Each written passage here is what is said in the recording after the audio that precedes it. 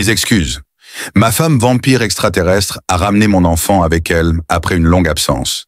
Saignant de lumière sur l'horizon rouillé de New Orleans City, la lune rouge montait comme une ampoule au-dessus de l'horizon.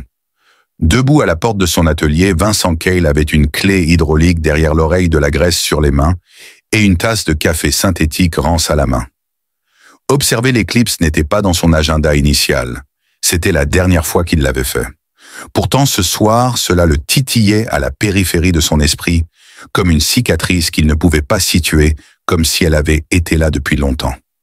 Derrière lui, dans le vieux atelier poussiéreux, les machines murmurent faiblement. Des objets tels que des robots de réparation partiellement opérationnels, une moto volante démontée datant de 20 ans et un distributeur isolé qui servait constamment de la soupe miso, quel que soit le bouton touché entre autres. Le silence lui allait bien. Avant qu'elle n'en sorte, elle avait été sa compagne pendant 13 ans. Alors qu'elle sortait de la rue faiblement éclairée, ses cheveux étaient effleurés par la lueur cramoisie du clair de lune. Ses longues oreilles se dressèrent au son de la vie urbaine, et ses yeux qui conservaient leur couleur argentée et bleutée étaient là, fixés sur lui comme un aimant sur le métal. Elle se tenait à une hauteur impressionnante. Un minuscule nourrisson maigre et silencieux s'accrochait à son épaule, tandis qu'elle le tenait dans ses bras. Vincent cligna soigneusement d'un œil puis de l'autre. « Eh bien » murmura-t-il, sa voix dépourvue d'émotion à cause de l'âge. « Le picotement dans ma poitrine peut s'expliquer, je suppose. » À 5 pas de distance, elle s'arrêta. « Mes excuses. » C'était toute sa déclaration. Juste les faits, rien de superflu. Cela aussi avec la même voix basse qui l'endormait, avec les codes de navigation du vaisseau spatial. Il perdit le contrôle de la tasse de café et elle tomba sur le trottoir, se brisant. Silencieux, il resta. Elle non plus. Elle tenait le bébé qui gigotait et qui le regardait avec un intérêt méfiant. Ses petits lobes d'oreilles étaient le reflet de ceux de sa mère. Le clair de lune révélait à peine la plus petite rangée de dents nichées sous sa lèvre inférieure, et ses pupilles étaient grandes et noires, ni humaines, ni extraterrestres. Quelque chose derrière Vincent fit un bruit de ferraille. Comme si cela ne suffisait pas, un petit robot carré, avec des ailes en papier d'aluminium, est apparu. Une alarme s'est déclenchée. « Alerte à l'intrus, selon Milo. » Le robot émit un bip d'incertitude. « Pas un intrus. Confirmez l'identité. » Célia s'avança et ouvrit la bouche pour parler, mais Vincent murmura « Laisse tomber ». Il activa ensuite le mode sécurité et déploya du spray puant, car c'est tout ce que nous avons. Milo ne fait pas ça. Vincent ne tourna pas la tête.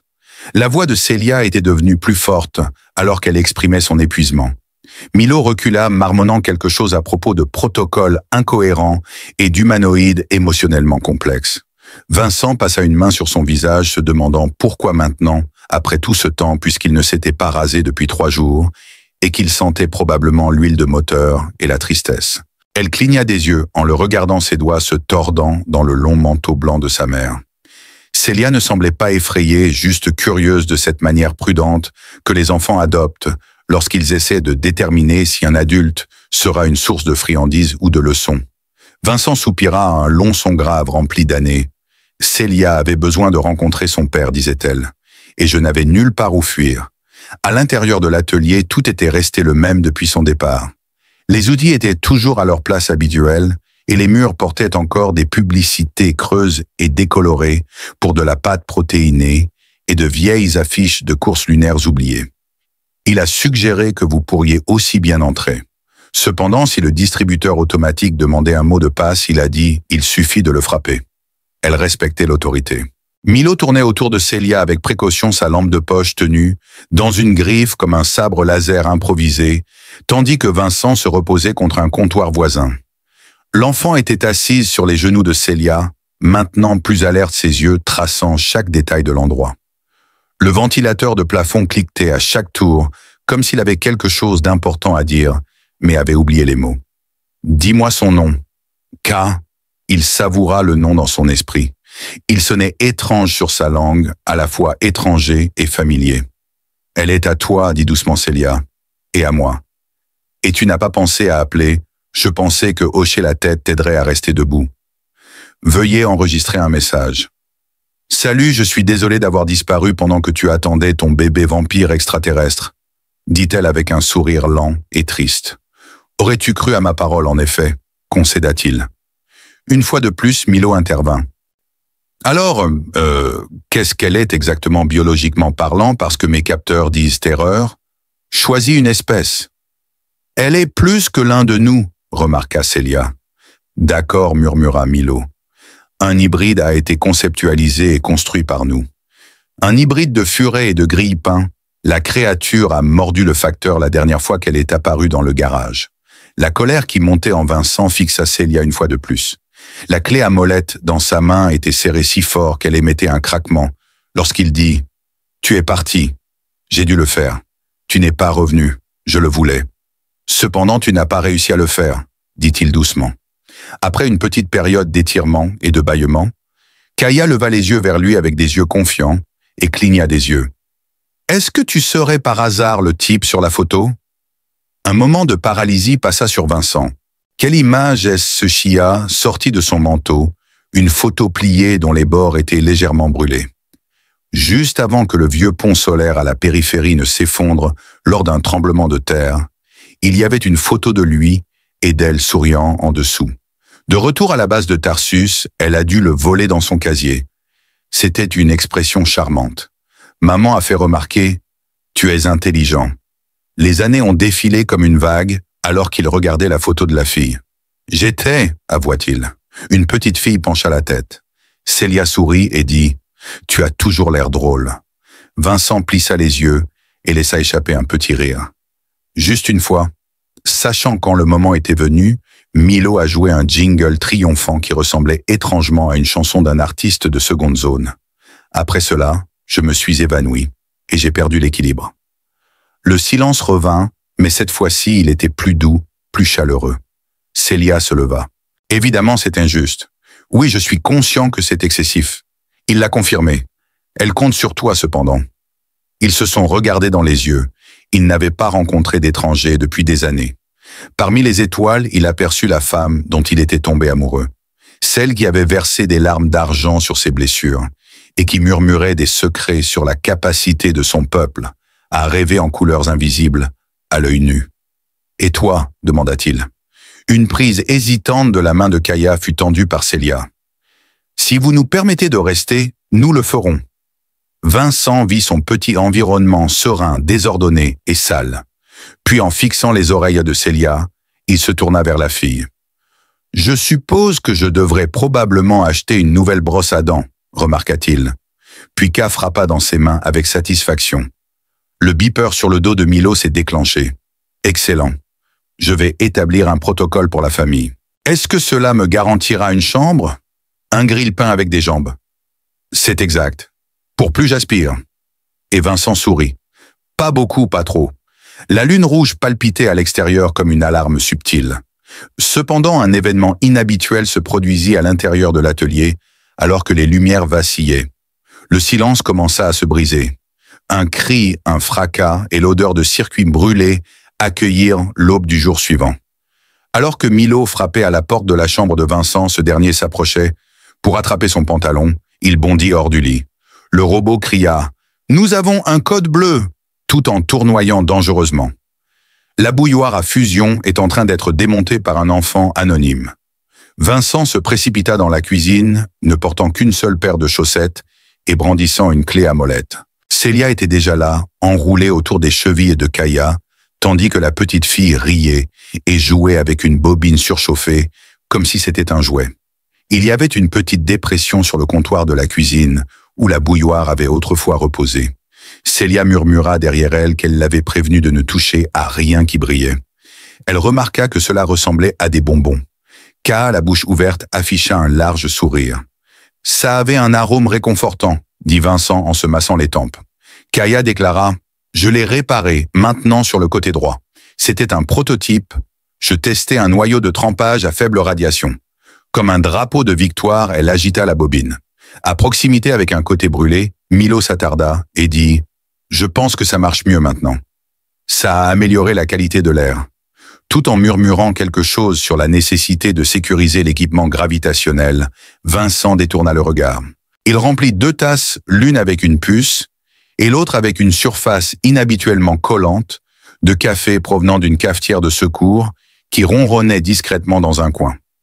À la table désorganisée, Célia sirotait sa boisson, tandis que Kaya utilisait un stylet laser que Vincent insistait avoir mis de côté pour créer des motifs sur la surface.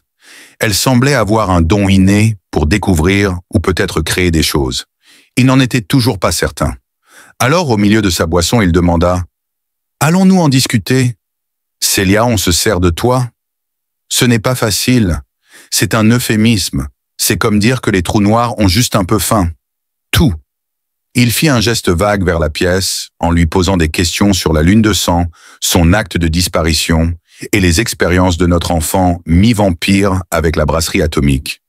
Célia a finalement pris la parole pour raconter comment nous étions sur De Navarro lorsque la purge a commencé. Vincent s'arrêta pour remuer son café et demanda « Qui ?» Elle fit une autre pause. Les puristes de la caste écarlate, mon peuple, certains d'entre eux, croient que les descendants hybrides sont dangereux, que nous diluons notre lignée, que nous nous rendons instables.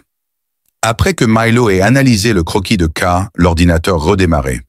Vincent jeta un coup d'œil à K qui utilisait maintenant des pieds holographiques pour animer son dessin de cube et danser sur la table. Il remarqua « Elle semble plutôt stable ». Célia marmonna quelque chose en réponse. Vincent fronça les sourcils. « Qu'est-ce que cela implique ? Sa biologie n'est pas encore stabilisée. Elle est encore en train de s'ajuster. Son sang doit faire des choix parce que l'ADN humain et celui des Nétérans ne sont pas exactement compatibles. Après avoir subi des effets secondaires tels que la projection émotionnelle, la duplication temporaire et la lévitation spontanée, Vincent cligna des yeux et se pencha en arrière sur sa chaise en expirant. Kaya leva la main et dit « Je ne sais toujours pas où est allé mon autre moi ». Vincent cligna à nouveau des yeux et Kaya dit joyeusement « Je pense qu'elle a déménagé dans le grenier ». Vincent abaissa lentement sa tasse et elle semblait avoir raison. Après 13 ans de silence radio, il était confronté à la tâche redoutable de réapprendre à être parent face à des anomalies quantiques et à la possibilité de colocataires spectraux. Il prit la parole demandant « Viennent-ils ici ?»« Je suis en fuite depuis des années », remarqua Sia. Ils n'ont jamais arrêté. Il se leva et commença à arpenter la pièce disant « C'est le seul endroit où je me suis jamais senti en sécurité. Maintenant, ils m'ont ajouté à leur liste aussi. Tu ne lâches jamais. » « Je ne suis pas un chef, répondit Milo. Ma base de données culinaires contient exactement 3 recettes et l'une d'elles est un sandwich brûlé. » Sur ces mots, Kaya glissa hors de sa chaise et sauta vers Milo, tapotant sa coque métallique jusqu'à ce qu'il se réactive avec un bip surpris. « Initiez la séquence de petit déjeuner, déclara-t-elle. Nous avons besoin d'aide. Je peux moderniser le réseau de sécurité. Peut-être reconstruire les anciens drones de défense. » Célia sourit légèrement. K avait maintenant programmé Milo pour jongler télékinétiquement avec des œufs. « J'aime quand c'est brûlé, dit Kaya. » Vincent jeta un long regard à Sia puis dit « Alors maintenant », en s'appuyant sur le comptoir et en faisant un geste vers K. Les œufs ont explosé en plein air, libérant un nuage sulfureux. Milo hurla et se réfugia sous l'évier. Vincent toussa et agita la main pour disperser la fumée. « Ça va aller. Elle a dit que des améliorations seront nécessaires. Les agents Crimson sont maintenant plus rapides et plus intelligents. Je peux être rapide et intelligent après avoir bu du café. » Célia laissa échapper un doux rire et dit « Tu te trompes toi-même. » Il avoua « J'essaie d'être optimiste, mais seulement dans une petite mesure. » Célia contourna le cryptage avec ses griffes et Vincent lui tendit des outils en feignant de ne pas la regarder trop longtemps. C'était bizarre. Ils passèrent le reste de la matinée à recabler les nœuds de périmètre. Cet après-midi-là, un drone a bourdonné à la porte. Vincent a jeté un coup d'œil à travers le flux et a grogné. « Gouvernement !» a-t-il murmuré. C'était étrange, familier et étranger comme se souvenir de comment danser avec quelqu'un que l'on connaissait autrefois. K supervisait, portant l'une des vieilles lunettes de Vincent qui étaient trop grandes pour sa tête. Elle donnait des ordres à Milo, qui insistait maintenant pour avoir le titre d'ingénieur en chef. Alors que Célia serrait la mâchoire, elle demanda « Dois-je me cacher ?»« D'accord, essayons l'honnêteté. » Vincent répondit lentement « Bien sûr, j'adore les routines. » Alors qu'il ouvrait la porte, une femme en manteau gris apparut avec une tablette de données et une expression de lassitude bureaucratique.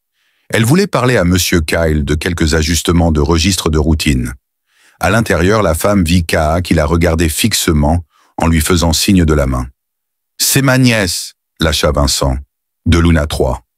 Kaha est sensible à l'énergie et allergique aux données traitées. La femme plissa les yeux et Vincent gloussa disant « Vous savez les enfants de nos jours, modification génétique, créateurs de mode, petites dents pointues. C'est la rage. » Il y a eu des rapports d'activité hors monde dans ce secteur, y compris des vaisseaux non enregistrés et des atterrissages non autorisés. K montra ses dents dans un large sourire, ce qui fit sursauter Rahar la femme. Vincent ajouta que c'était adorable. L'officiel vérifia quelque chose sur sa tablette. « Vous avez été hors des radars pendant un certain temps, monsieur Kell.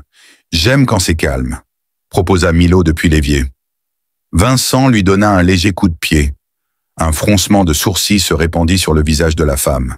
« Nous surveillerons la région. » Selon Vincent, inhabituel et subjectif lorsqu'il s'agit de décrire quelque chose d'extraordinaire. Elle est ensuite partie après avoir dit « Mais bien sûr !» La porte s'est refermée avec un sifflement. Un soupir s'échappa des lèvres de Sia. C'était verrouillé par Vincent.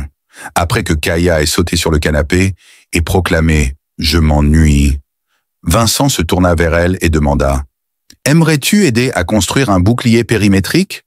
Célia ajouta « Eh bien, c'était subtil. Est-ce que ça va exploser? Peut-être. Je suis partant. » Milo émit un bip. « Je pense que des casques seraient une bonne idée. » Vincent sourit malgré lui. « Tu commences à une inaptance à t'intégrer. » Sia toucha légèrement sa main et avertit « C'est dangereux. » Il répondit « Respirez aussi. » Quoi qu'il en soit, il était content que tu sois là. La teinte rouge de la lune persistait sur les bords du ciel, et à l'intérieur, une chaleur particulière imprégnait le chaos. C'était à mi-chemin de ce qui semblait être un wrap d'algues au goût de cacahuètes, peu appétissant, environ le 3e sandwich de la journée, lorsque l'alarme de périmètre de Vincent a sonné pour la 8e fois en 3 heures. Au début, il a supposé qu'il s'agissait d'un dysfonctionnement. Il avait recablé les capteurs extérieurs en utilisant des composants récupérés sur une attraction de parc d'attractions désaffectée. Cependant, dès que la voix de Milo a gazouillé « Anomalie définitive détectée », tout a mal tourné. Après avoir posé le sandwich, il a plissé les yeux et s'est connecté au flux de la caméra externe qui montrait un objet à environ 32 mètres à l'est de lui, se déplaçant peut-être selon des motifs de danse interprétative. Vincent baissa sa visière et activa la grille d'amélioration. Ce n'est pas un écureuil. Célia entra dans la pièce depuis la suivante avec K à sa suite, mâchant un bâton lumineux qui aurait pu autrefois alimenter un lampadaire. La vue scintillait déformée par la chaleur ou une interférence de camouflage. Un flou vacillait entre les arbustes à plasma à moitié morts qui bordaient le jardin. La silhouette était grande et se déplaçait à une vitesse effrayante. « Je ne sais pas. Quelque chose tue la Macarena dehors, » dit Vincent en montrant l'écran en réponse à la question de Célia. Se penchant, le visage de Célia se tordit en une grimace. « Crimson Shadow Scout !» Vincent cligna des yeux. « C'est merveilleusement cryptique. Que dois-je faire ?» Célia a dit, sa voix empreinte de tension. « Ils se déphasent pour éviter d'être détectés. Ils sont proches quand tu vois leur flou et encore plus proches quand tu ne le vois pas. » Célia continua à bouger son expression trahissant son anxiété. Il commença à ouvrir une trappe près du fond et commença à en sortir des déchets. Kaya glissa à l'intérieur après lui. « Est-ce qu'on se bat contre un fantôme ?» demanda-t-elle. « Tu as encore les émetteurs de chant. »« Il est quelque part entre mes chaussettes de rechange et les billes de peinture explosive, » répondit-il. Elle demanda avec enthousiasme. « Eh bien, ce fantôme a des griffes et veut tuer ta mère. » murmura Vincent en jetant un trophée de bowling perdu depuis longtemps et une fausse moustache attachée à un drone. « Oh !» dit Kaya sans émotion. « Donc environ moyennement effrayant. Pas de quoi s'affoler. »« En effet, » répondirent-ils. Après avoir découvert les émetteurs rouillés mais intacts, ils sortirent en courant par l'arrière de la boutique Célia, se déplaçant rapidement et presque silencieusement comme une ombre sur pattes, et Vincent suivant, avec une combinaison de terreur et de caféine. Suivant de près, Kaya fredonnait une mélodie sur le thème de la banane. Les émetteurs de chant étaient solidement connectés à la console de poignée de Vincent qui portait l'autocollant de marque Property of Space Taco HQ. Il appuya sur le bouton d'activation, mais à sa déception, rien ne se produisit. « Il n'explose pas », remarqua-t-il. « Je suis content de l'entendre. » Célia plissa les yeux. « Ils ont besoin d'une clé de fréquence. La tienne est brouillée. Je voulais le décoder. » K s'avança et toucha la console.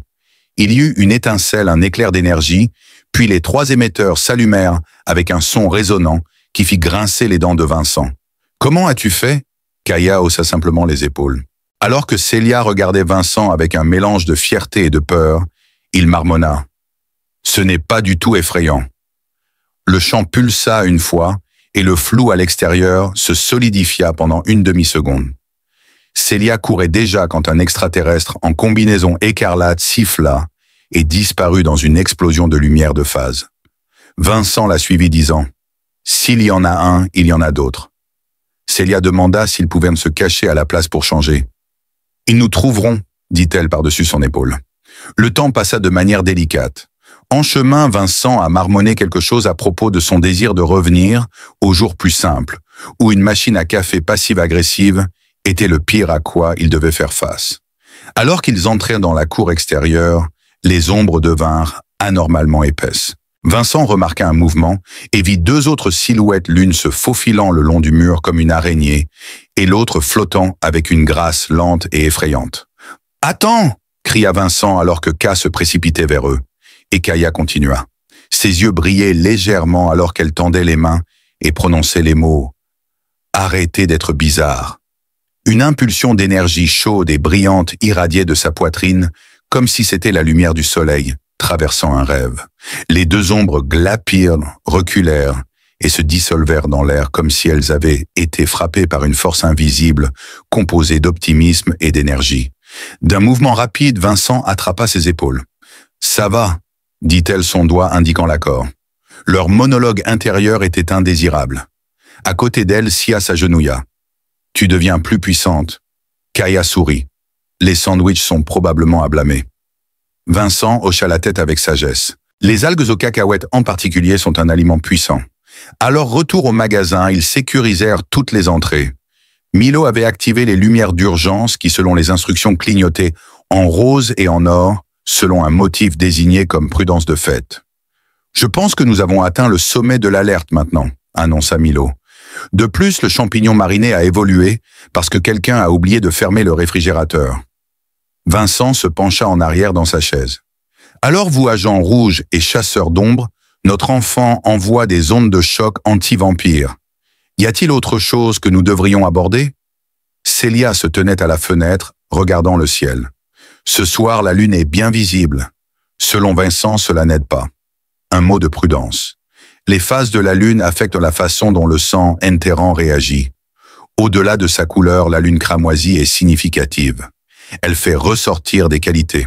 Vincent a indiqué à K qu'elle était soit ancestrale, soit bannie à divers moments. Une transformation en chauve-souris est-elle dans son avenir? Célia a poliment dissipé cette idée. Même si ses rêves sont lointains, ils peuvent néanmoins toucher le cœur des autres. Recroquevillée sur le canapé avec les yeux à moitié ouverts, K était déjà là. Une métropole sculptée dans des os était son rêve, murmura-t-elle. Et la musique coulait. Vincent marmonna. Je veux dire, la plupart des enfants de son âge fantasment sur des vélos volants ou mangent des bonbons. Sia semblait angoissée. Se connecter, c'est ce qu'elle fait. « Aidez-moi » cria-t-elle. « À l'aide » crie-t-elle. « À qui » Comme pour protester, Célia secoua à nouveau la tête. « Nous ne serons pas informés tant qu'ils n'auront pas répondu. » Vincent s'approcha de la table, sortit un paquet de balles anti-stress qui brillant dans le noir d'un tiroir et les mit de côté. L'une d'elles lui avait été offerte par lui. « Pour ce que ça vaut », remarqua-t-il. Elle semblait méfiante en disant « J'ai géré des situations pires. » Quel est l'exemple? J'avais l'habitude de construire des aspirateurs qui fonctionnaient à l'énergie de fusée. Ils atteignaient la vitesse de libération. D'une manière subtile, elle sourit. « Est-ce que c'est de retour maintenant ?» Il l'a nié, mais mon propriétaire l'a fait, et il avait une représentation légale.